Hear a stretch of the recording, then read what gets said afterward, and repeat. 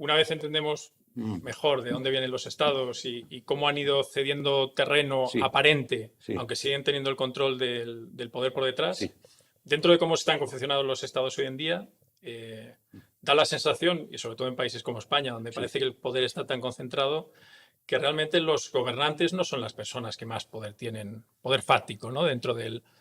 Es que depende de que le llames gobernantes.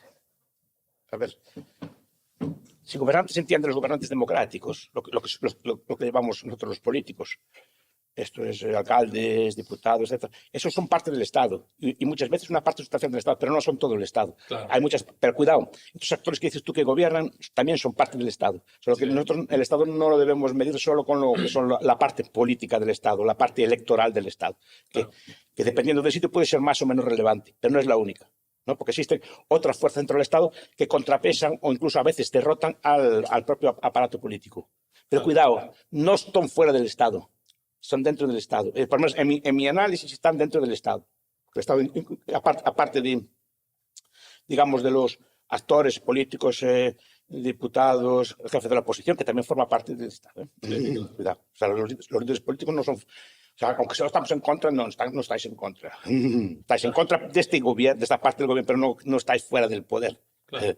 ¿No? Muchas veces tú los ves, los líderes de la oposición están escoltados, es decir, que también son inmunes, o sea, en el sentido que están aforados, entonces no son seres perseguidos. Es decir, en el Parlamento se dice de todo, pero después están juntos. No son la facción dominante, digamos, dentro del Estado, pero sí que son parte de él.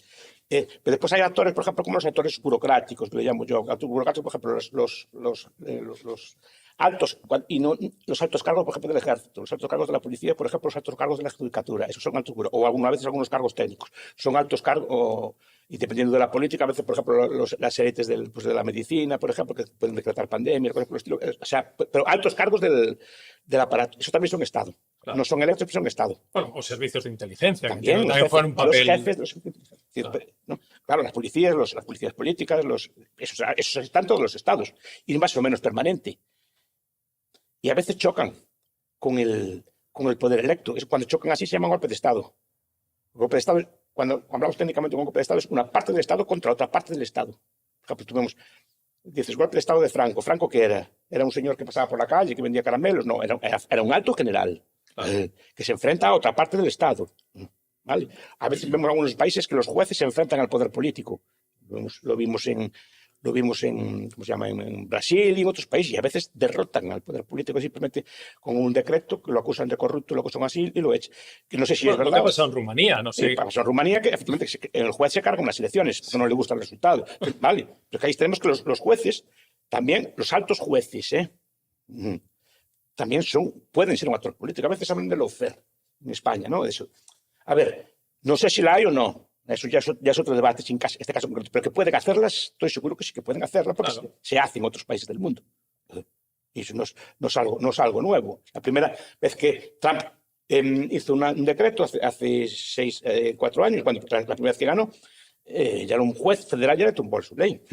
A Meloni ya le tumbaron su ley. Cuidado, podemos discutir si hacen bien o mal. Pero cuidado, están frenando una ley escogida por un gobierno democrático, porque también son parte del Estado. Repito, a veces las policías también filtran cosas contra políticos del otro lado. Es decir, hay un enfrentamiento entre ellos.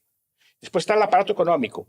Cuando hablo del aparato económico, me refiero a los sectores económicos que están directamente vinculados al Estado, no a los sectores económicos en general. O sea, una fábrica de tomate frito no forma parte del Estado. No. Pero el sector bancario sí, en mi modesta opinión sí. Sí. ¿No? O determinados sectores de suministros, o determinadas industrias así más o menos toleradas por el Estado, o cuyo principal, por ejemplo, la industria de armamento. Bueno, Telefónica, que hemos visto un movimiento ayer de... Teóricamente sí, por eso estamos viendo que no es una empresa tan de mercado, sino que muchas veces se salta del Estado o de los políticos a la dirección de empresas de ese estilo, como estamos viendo aquí, que son políticos o gente próxima a la política que salta a la dirección. Eso no quiere decir que sean más o menos competentes o incompetentes, eso no tiene nada que ver. Es decir, simplemente que su forma de denominación, de designación, es más bien política que económica. Y al revés, también saltan cargos de esas empresas al poder político. Por ejemplo, las industrias de armamento en todo el mundo. Siempre es un sector, bueno, teóricamente son privadas, pero de hecho vemos que están en Rusia son públicas, ¿no? teóricamente tiene una forma privada, pero vemos que muchas veces desde la industria militar se pasa al gobierno y desde el gobierno se pasa a la industria militar, como digo yo.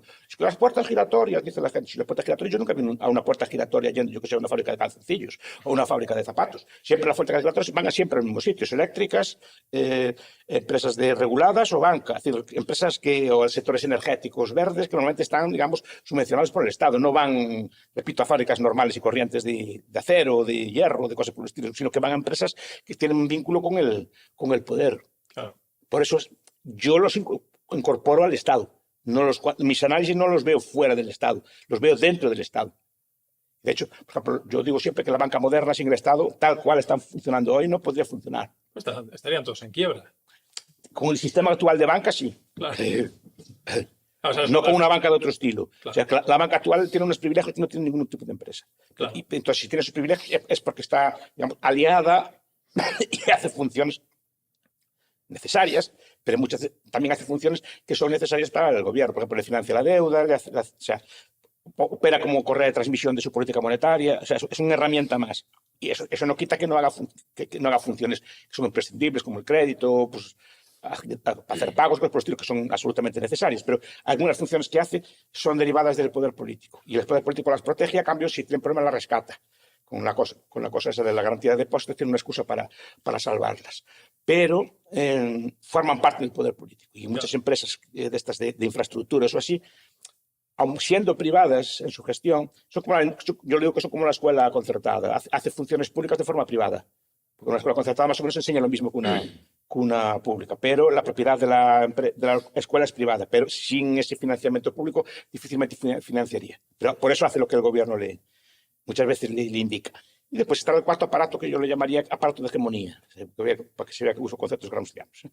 Y ese aparato de hegemonía, digamos que es las narrativas. Sí, narrativas que implica, por ejemplo, la religión de Estado, si la hay. Si la hay. Hay países que la tienen, como Irán, por ejemplo. Es decir, claro. ¿No? O los medios de comunicación de masas, o incluso el sistema educativo en sus más altos niveles, los que definen las doctrinas oficiales. O sea, hay que hacer una doctrina, por ejemplo, del cambio climático, una doctrina, en su momento, en los años 50, la doctrina del crecimiento económico, de la modernización, establecen los grandes patrones, digamos, que sirven para legitimar las políticas en cada momento que toman a cabo los gobiernos.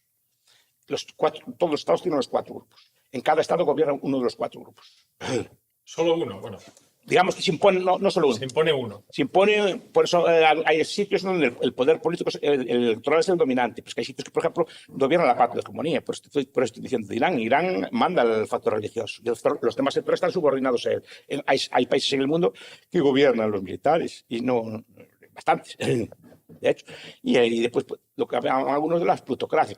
Cuidado, son plutocracias, repito, son empresas que no son privadas, pero no son exactamente de mercado, son empresas asociadas al poder político. Por eso normalmente se habla del poder de la banca, esta cosa, porque están muy asociadas al poder político, están imbricadas. Claro. Los que explican estas cosas es como estos pasteles que llaman tipo mármol, que está mezclado el chocolate que se ven así como mezclado, entreverado, así una cosa por otra, pues es así, que no se puede separar sin romper, por eso se llama imbricado. Pues se podían separar si nos ponemos muy exquisitos, pero claro, a simple vista no están separados, están unidos.